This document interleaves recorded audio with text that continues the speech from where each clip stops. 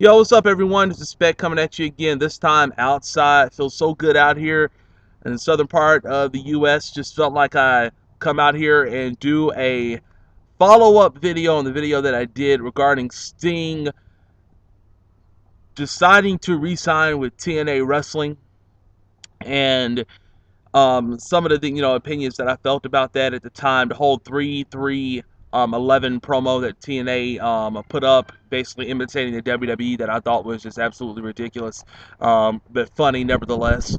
But this is just a follow-up. As many of you do know, as I mentioned on that video, Sting not only re-signed with TNA, but he had won the the TNA World Heavyweight Championship against Jeff Hardy at the Fayetteville show on 3/3/11, of course, March the 3rd.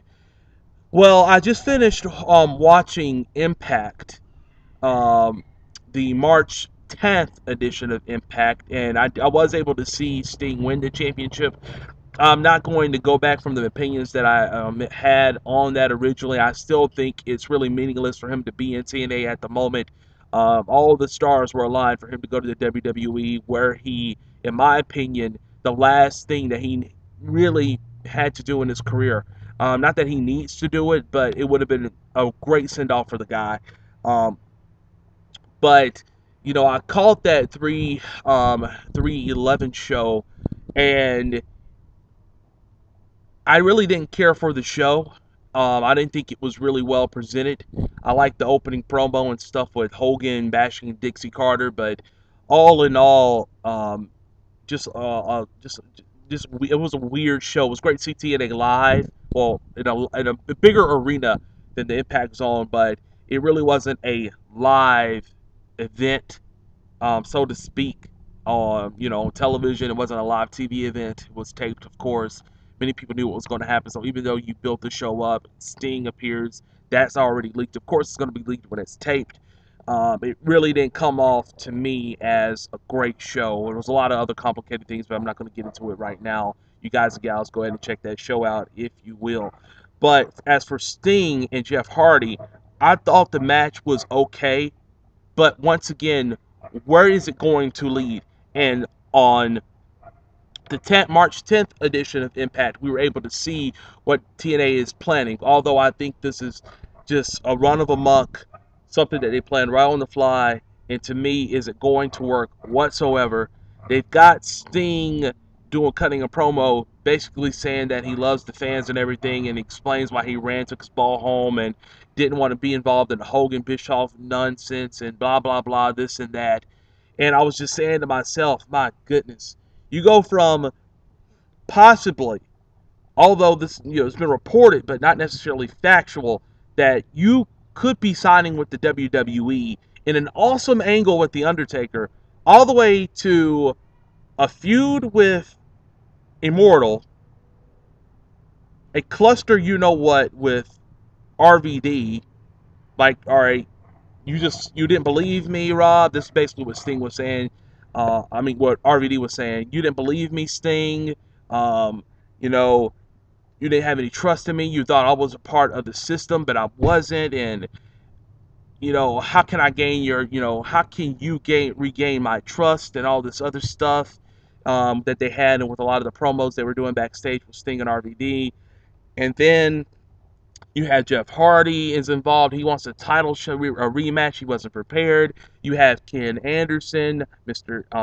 Anderson, basically saying, "All right, I want my title shot now. I've been waiting and waiting and waiting."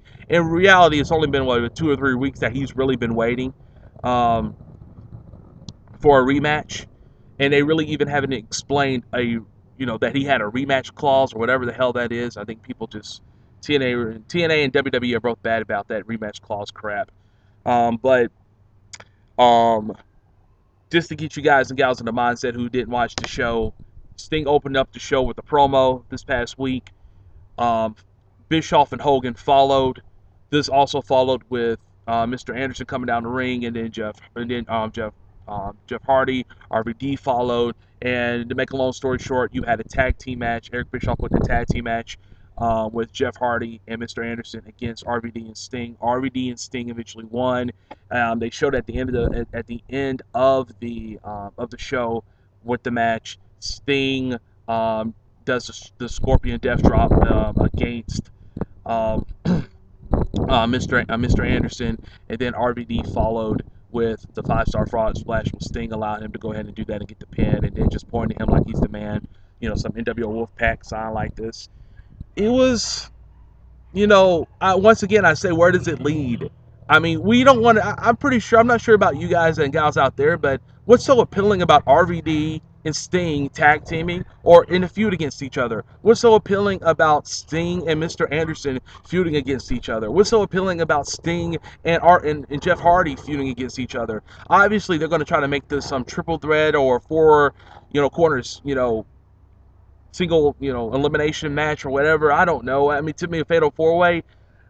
Once again, I mean, it's mind-boggling as a fan who would really like to see Sting leave the industry on a really good note with the WWE, decide in his early 50s that he has to go back to TNA, and in my opinion, used them for all the idiots that they really are, thinking that this guy is going to carry the company for a long time. It's just mind-boggling to me. I just don't understand TNA's thinking. I don't know why they honestly feel that Sting is going to produce a lot of buy rates on their pay-per-views, that Sting is going to exponentially increase their viewership on television. And I know many of you might be saying, all right, if Sting is that bad, why would you want him in the WWE? Well, we've never seen him in the WWE. And Vince McMahon, I'm pretty sure, and the people that, do business with him, his writers and whatnot, I'm not too fond on them, but I'm pretty much sure with Vince McMahon at the helm, he'll do a whole heck of a lot better job presenting Sting than what TNA does. You know, so, I mean, TNA is going on fumes right now, in my opinion. There's really not that much interesting that's going on right now in the company. Um, I do, I really do like what they are doing with some of the knockouts, but not all. I like Mickey James going after the championship, not winning it yet, and I think Madison Rayne has been one of the most improved characters in TNA over the last year plus. I think she's done a tremendous job for what's been given to her. Um, I'm not quite sure where Tara fits into this. It really is. Kind of like a mind-boggling situation with her being the lackey, so to speak, of Madison Rayne. I don't think they've enhanced her character as much as they could after her feud with Mickey James. I think they should be doing a whole heck of a lot more. If Madison's going to feud with Mickey, then Tara needs to be a very important and influential part to that angle. I think that TNA is trying to make it like a hybrid situation with Madison Rayne and with Madison Rayne. All right, build her up as somebody who's very, very independent and can win, but also having that wild card in the back with Tara. But if you're going to have that wild card, you have to exploit that wild card into some form, and I don't think they've done that well with her. With Mickey, I think they've done a pretty good job. I just don't like the fact I haven't seen Mickey in a couple weeks in TNA Impact. That's a problem. If you're going to have that angle, you need to have her on that show. But TNA has a history of doing that with a lot of their angles. They'll suspend angles momentarily and then pick them back up as if many fans are going to remember them. The casual fans probably won't know what the hell's going on anyway. In terms of more stuff with TNA, I'm loving Ric Flair every week. I love the whole I'm God promos that he's doing. Ric Flair is always entertaining. Really, really great character to always look at. He's my favorite wrestler of all time. And the guy just proves it again, being so very, very charismatic. But then again, you also have to ask yourself, why in the hell is he even aligned with Immortal? I mean, to me, I think that they have just confused this entire Fortune Ric Flair stuff. Fortune was designed to be faces, I believe, at first. And it's just turned into just a cluster, over the last year alone. I just don't understand what TNA is doing with Fortune. Apparently they're supposed to be faces now, finally. I think a lot of this stems from Kevin Nash and Booker T going to the WWE, and they were supposed to do this whole main event mafia thing again, and And of course, that didn't pan out, and that's why you see Kurt Angle, who was aligned with Scott Steiner and Fortune, which doesn't make sense at all. Um, and he's now doing a side project with Jeff Jarrett. I mean, it's just, and then you got the whole Bart Scott situation. I know I'm going in clusters right now, but that's what TNA is. It's just nothing but a cluster wrestling company that's going in so many different directions that nothing is centralized. It's very, very awkward and weird. Go back to Ric Flair. Ric Flair obviously is being received as a face, even though he's saying heel things, but that's Ric Flair. That's what he does. He's just being himself. And then you have AJ Styles trying to get some babyface heat, and he can't even get that because Ric Flair is so entertaining. It's really unfortunate for AJ Styles to be put in that situation. If you ask me, if I was TNA, the one thing that I would really think about doing is just getting rid of Fortune. I think that's a group that failed on the get-go because plans did not go right for them initially. If I was TNA, I would disband that group and just let them be. And I will also really highly consider disbanding this whole Immortal stuff. Immortal is just really two people of significance, Hulk Hogan and Eric Bischoff.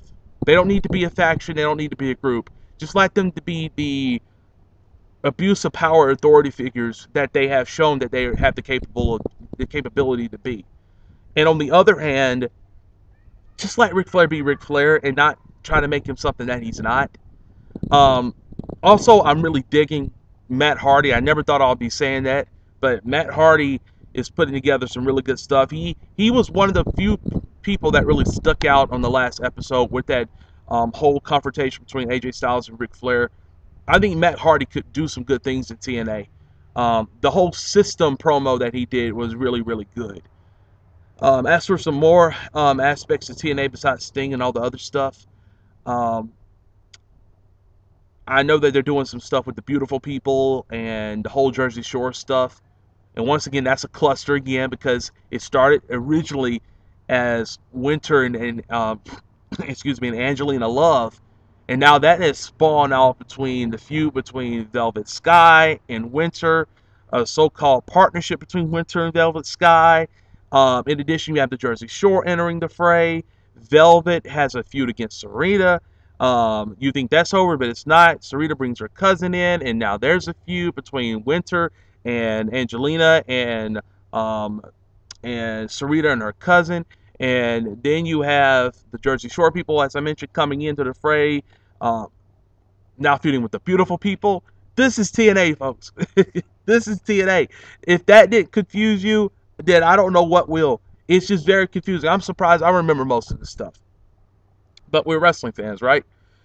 But, I just wanted to come on here and share some of my thoughts about TNA up to this point. I might even make this kind of like a weekly occurrence. I've got a lot of this stuff built up inside of me, like I know many of you do. You watch wrestling just like I do. I hope TNA can really find some consistency in their approach to business. I think one of the biggest things that they should probably do is start cutting down some of the size of their pay-per-views. I mentioned this in one of my spec commentaries several months ago. I think that would really help them out if they did that, um, and concentrate a whole heck of a lot more of building angles in the long term. But they're having a hard time doing it in the short term. I mean, there's some really good aspects inside of TNA. They're just not being exploited as well as they could. And also, Ultimate X is coming back up, which should be a pretty good match.